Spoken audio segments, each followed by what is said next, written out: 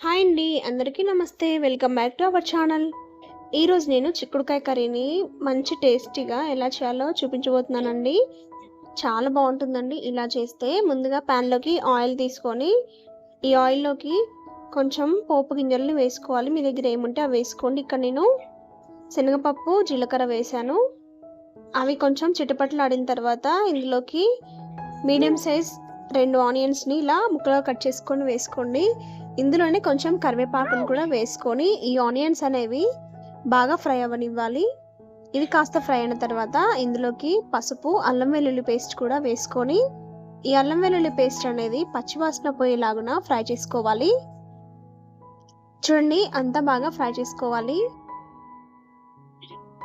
ఇదంతా బాగా ఫ్రై అయిన తర్వాత ఇందులోకి మనం ముందుగానే ముక్కలో కట్ చేసుకొని పెట్టుకున్న చిక్కుడుకాయ ముక్కల్ని ఇందులోకి వేసుకోవాలి. చూడండి, నేనైతే ఇలా ముక్కలో కట్ చేసుకొని పెట్టుకున్నాను. ఇందులోనే నేను గింజలు కూడా వేసుకున్నాను. మీకు గింజలు నచ్చకపోతే తీసేయచ్చు. ఇందులోనే రుచికి సరిపడినంత సాల్ట్ కూడా వేసుకోండి. సాల్ట్ కూడా వేసేసుకొని అంతా బాగా కలిసేలాగా కలుపుకోవాలి. ఇప్పుడు మూత పెట్టి ఈ చిక్కుడుకాయ అనేది బాగా సాఫ్ట్ అయ్యేంత వరకు ఉడికించుకోవాలి. ఈలోపు పచ్చిమిర్చిని కారానికి తగినట్లుగా తీసుకొని ఇలా పేస్ట్ లాగా చేసుకొని పక్కన పెట్టుకోండి. చూడండి, మనకి చిక్కుడుకాయలు అయితే బాగా మగ్గిపోయాయి. ఇలా చిక్కుడుకాయలు బాగా మగ్గిన తర్వాత ఇందులోకి మనం పేస్ట్ చేసి పక్కన పెట్టుకున్న పచ్చిమిర్చి పేస్ట్ని వేసుకోవాలి. ఈ పచ్చిమిర్చి పేస్ట్లో మీరు కావాలంటే కొత్తిమీర, పుదీనా కూడా వేసుకొని పేస్ట్ లాగా చేసుకున్నట్టయితే ఇంకా చాలా బాగుంటుందండి. ఇక్కడ నేను ఉత్త పచ్చిమిర్చి మాత్రమే తీసుకున్నాను.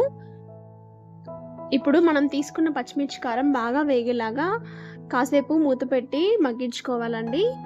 ఇలా మగ్గించుకోవడం వల్ల పచ్చిమిర్చి కారం అనేది బాగా మగ్గుతుంది. చూడండి, ఇలా మగ్గాలన్నమాట. మరొకసారి బాగా కలుపుకోండి. ఈ కర్రీలోకి ఆయిల్ కాస్త ఎక్కువగా వేస్తే టేస్ట్ బాగుంటుందండి. చూడండి, ఇందులో నేను కొంచెం కర్రీని తీసి పక్కన పెట్టుకుంటున్నాను. మిగతా కర్రీలోకి ఇక్కడ నేను ఒక 1/2 టీ స్పూన్ వరకు కొబ్బరి పొడిని వేసుకోవాలండి. ఎండు కొబ్బరి పొడి. మీ దగ్గర ఎండు కొబ్బరి పొడి లేకపోతే పచ్చి కొబ్బరిని పేస్ట్ లాగా చేసుకొనైనా వేసుకోవచ్చు. ఇది వేసుకోవడం వల్ల ఈ కర్రీ టేస్ట్ అనేది చాలా బాగుంటుందండి. ఒక్కసారి ఇలా ట్రై చేయండి.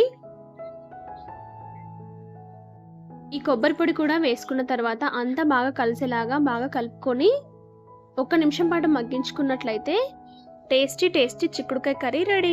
చాలా బాగుంటుందండి. టేస్ట్ రైస్లోకి డిఫరెంట్గా ట్రై చేయాలనిపిస్తే మాత్రం ఇలా తప్పక ట్రై చేయండి. ట్రై చేశాక మీకు ఎలా వచ్చిందో నాకు కామెంట్ చేయండి. నచ్చితే లైక్ చేయండి, షేర్ చేయండి. ఇలాంటి మరిన్ని రెసిపీస్ కోసం సబ్స్క్రైబ్ చేసుకోండి.